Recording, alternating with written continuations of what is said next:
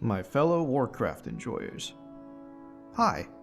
So this year, if you didn't know, is the 20th anniversary of World of Warcraft, and it's the 30th anniversary of the Warcraft franchise as a whole. It's a big year, and everyone has been hoping that Blizz would do something special, at least more special than the usual anniversary events we get every year, where we hang out in the Caverns of Time, finish up old reps with the ever-increasing rep buff, and so on. Well, at Gamescom last month, Blizz announced that yes, they do have some special plans up their sleeves, and that they would be starting these special anniversary events in October with more stuff being revealed later. My friends, it is now later, because we just got a first look at what's coming up for the Warcraft anniversaries in the form of a new WoWcast. So, let's go through the WoWcast and take a look at what's up for grabs and what there will be to do. Spoiler, it's a decent amount.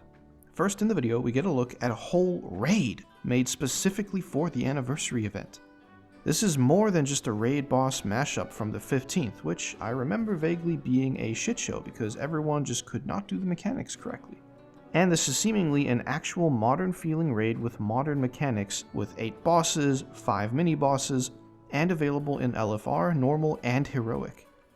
The raid is made for 10 to 15 players, which seems like it would be a ton of fun. Interesting pick in terms of setting. To be honest, if you were going to make up raid mechanics for old bosses to make a new modern feeling mini raid, I think I would have preferred something a bit more all-encompassing than just Ragnaros again, but that's just me. Otherwise, it seems like it's going to be a good amount of fun. Next up, our friends in the WoWcast go over this activity where we join Chromie for a retelling of the opening of Encourage.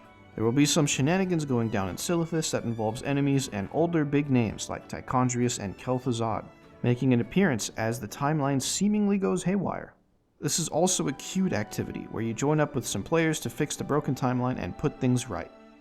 I'm not sure what to expect from this, since they didn't really go over how the activity actually plays out. I'm expecting maybe something like if you crossed the time rifts from Dragonflight with the island expeditions from BFA.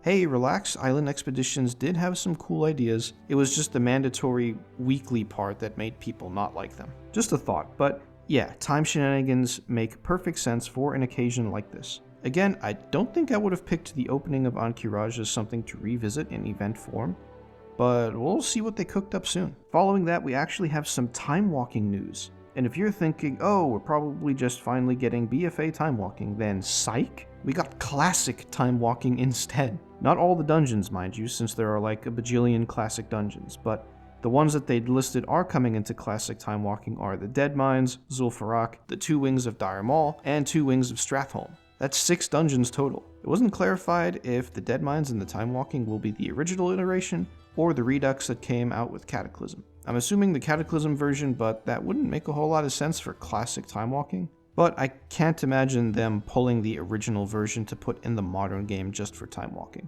Another huge thing, time walking will now be available from level 10 upwards, meaning you can just live in the time walking queue to level a character all the way up to max. I'm sure the XP will be insane and will probably be the best way to level a character outside of a pre-expansion launch event. And if you're not really too interested in time walking because you've got all the rewards from every single vendor, well, I've got good news for you. They're also adding some new stuff to get from all the time walking vendors going forward as we cycle through all of them. So it's a whole new reason to go ahead and do some more time walking if you haven't needed to do any for a very long time. Moving on, it wouldn't be an anniversary event if the Caverns of Time didn't get involved somehow.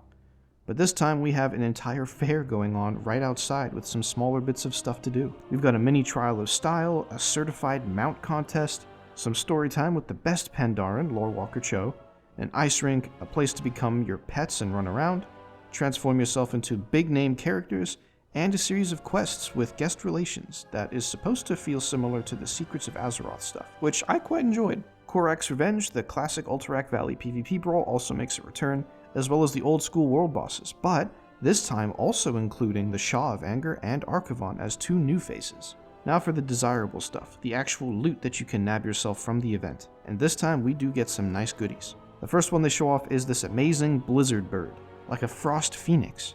One of my favorite mounts in the game right now is the Sapphire Skyblazer that we got as a 6-month sub reward a while ago. And this one is extra cool, especially if I feel like playing Frost Mage sometimes. This beautiful bird is themed after some real-life items that Blizz apparently gives their employees after being with the company for a bit. specifically this very cool sword and shield, which, by the way, are also making an appearance in the game in the event, along with this crown to match and a toy that gives you a matching ring. There's also these little Doomguard pets and some back pieces representing the 4 playable factions in Warcraft 3, which give me some insane nostalgia. Those back pieces are part of the November trading post though, as they point out. To get most of these rewards, there will be weeklies at the Caverns of Time that give these tokens to spend on all the cool stuff. And they actually had the foresight to make these tokens also drop as rewards from regular War Within weeklies too. Thank goodness. That's not quite all either, as there was one more big reward to chase that they revealed. The good old tier 2 sets from back in the day, which includes some insanely popular classic looks like the Paladin Judgment set, are all getting reduxed and modernized as new sets to collect. That's right, every single class gets an amazing looking modern version of those old school sets. Some looking a bit more fly than others to be honest, and obviously the Judgment set is the poster boy. But wait Nazir bro, you might be yelling in vain at your computer screen. What about all the new classes that were introduced over the years that don't have tier 2 sets? Well, fear not my hero class and monk friends. Blizz remembered you too. They basically made up sets for you, taking inspiration from other sources to make tier sets that tried to match the vibe. As an example, they point out the Evoker one is supposed to be themed after Nefarian, which makes a whole lot of sense.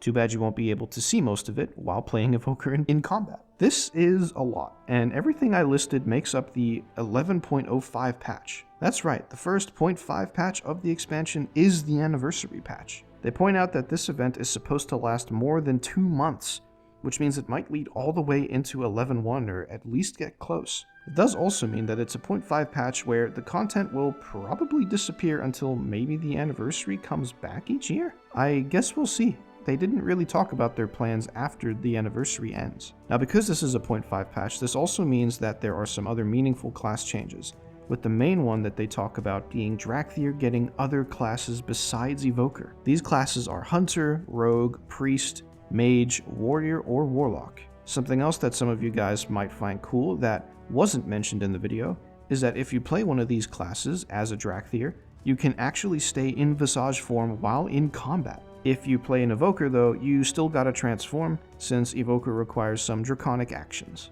and does rely on the dragon form still a whole lot. But if you play the others and like the Visage forms more than the dragon forms, which is not hard to do since they have amazing customization, then you are in luck. And that's everything the video covered. Honestly, not bad. Those renewed tier sets really put it on another level in terms of rewards, so I think I'm pretty happy. Blizz also implies that this isn't everything we'll see, so I'm looking forward to that Warcraft Direct they mentioned that they'll be doing in place of BlizzCon this year. If there are going to be even more anniversary-themed offerings later down the line, then that's even better. Other than that, thanks for watching, drop a like if you enjoy how I do things here, and subscribe for more of me. Until next time, stay safe bros.